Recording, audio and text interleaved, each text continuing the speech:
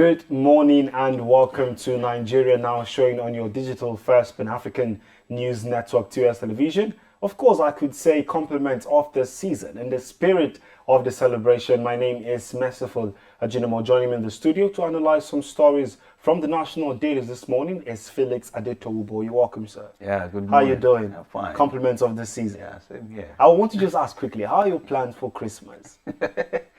Well, the plan is there just as a sort, but there is no much credence being put into Christmas. It's just like any other time. So, Okay, that's your take. Some people may not think that way. So we have a couple of stories this morning to talk about briefly. Let's begin from the Daily Independent newspaper. The banner headline there talks about COVID-19 Omicron. Federal government may fine airlines $3,500 per traveler in revised protocol. We have a couple of riders. The first, passengers require 48 hours negative PCR test result, and then non-compliant airlines may be banned from Nigeria. UK suspends processing of visitor visa applications from Nigeria. And of course, just underneath that story, we see on page 2, 8 children found dead inside abandoned car in Lagos. This is a very sad story, and I really want to just hear what you think from this story from yesterday. that's quite unfortunate. We're still trying to undo the emotions that go with Sylvester's issue. Yes. You know, at Dowen College. You know. And yesterday we woke up to this unfortunate incident again. So I don't know. I've really not gone through the story to know what happened, but it's like the security agencies have started investigation into it.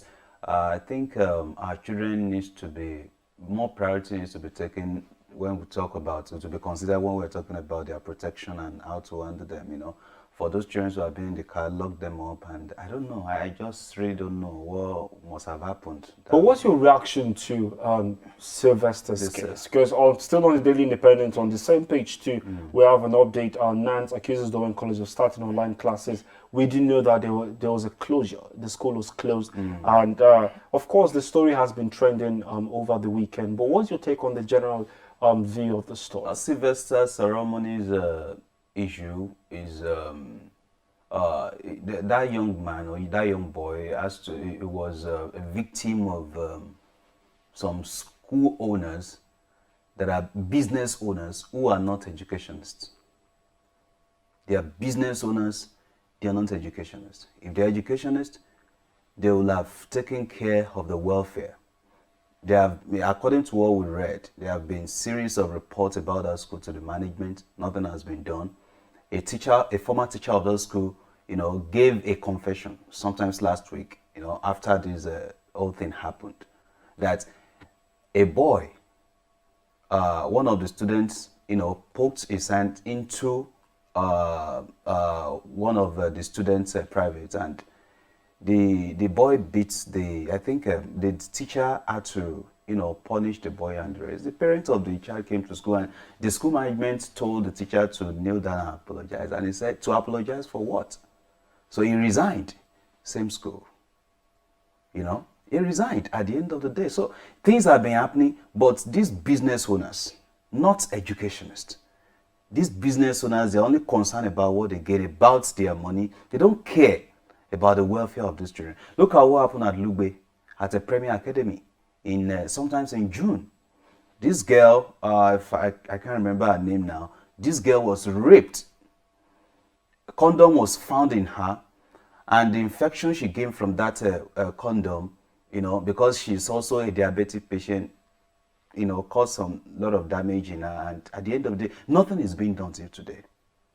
And there are many cases like that. This year alone, there are a lot of cases like that. So, who are those regulating these bodies? These schools that we just see everywhere, is it that the owners don't really know what it takes, you know, to take care? How will you say such injury with what we saw? Thank God for the video. With what we saw, you are saying that that boy only fell from playing football. That injury we saw was more than mere football. Even professional footballers that do fall, you know, a lot of falls that they do have, we know the extent at which it goes. But look at this boy. And later, the father said some substances were found in her belly. I'm sorry, in his belly. The liver has been damaged and the rest. And this thing going on in your school and you could not do anything until now. And another thing is this. They were so quick to come out to debunk the whole thing. How will a school who really cares for the welfare of our students, come out like that? The father said till today the school management has not called him to even, show a kind of remorse and the rest. That nothing. The only time the owner of the school called was to, why would you put up such video challenging the father? What do you think is the appropriate step to take to ensure that justice is being carried out? Number one, Lagos State government has done the right thing. Number one, they've done the right thing, by closing up the school. Two, the school should be stopped from running online classes, because the circular that went around last week was that there will be online classes. They should stop them. There should be sanctions. Proper sanctions should be meted out. At the end of the day, if they discover that the school too was culpable in the whole thing, the school should be shut down, totally should be closed. Forever? Forever. We can't have such a school killing the future leaders of this country, destroying the lives of future leaders of this country. And those perpetrators, those students, names were mentioned. We heard that some of their parents want to send them abroad. The government should swing into action. None of those students of the school should travel abroad. They should be brought to justice. All right. The details of these stories can be found on Daily Independent newspaper, of course, on the page 2. And just under the picture of the day there, we see 2023 APC governors split over Tinubu's presidential ambition. Senator Hanga says party is a goner, technically non-existent. This is just to buttress the point you gave. That was last week or 2 weeks ago when we spoke about that on this set that you said. The implosion. APC, something's happening within the party. And of course, we do know that the February convention is still happening. We can say happening because there are plans to make it happen. But what do you... I'm going to ask you, maybe I'll say for the last time, do you think APC has a strong foot in the 2023 general elections? Well, I won't answer you directly. Okay. I would have answered you directly to the affirmative if the president had done the needful by signing the Electoral Act. But till now, the president, who is also an APC member, is still romancing around, what he's supposed to have signed to keep, to show us that he wants to live with legacy according to what he said. Now, we talk of implosion. We've said about this severally. But some are thinking that, look at what happened in Lagos. Look at Lagos for Lagos. They've now fully defected to PDP. And these were APC members. They've now finally defected. These are signs that things are happening. Now, look at what Angas said. Angas is telling us now that that party is just... So do you support his statement? I support it. Things are happening, but they don't want. They don't want to tell you. Look at the February convention they are talking about. Some governors, some of their leaders have gone to the president that there should be another change, that they can't take it because most of them are against Buni, the caretaker committee, whatever. They are against him, and they are letting the party leadership know that this guy cannot just tell us anything. Right, so they still have issues with that. Because of from June to November to December to February again, a party that has... Let's just wait and see if there will be a convention and see what happens onwards. On the Nigerian News Direct newspaper, the banner headline there is COVID-19 return to protocol enforcement looms. Of course, it's talking about Omicron and what is happening in the world.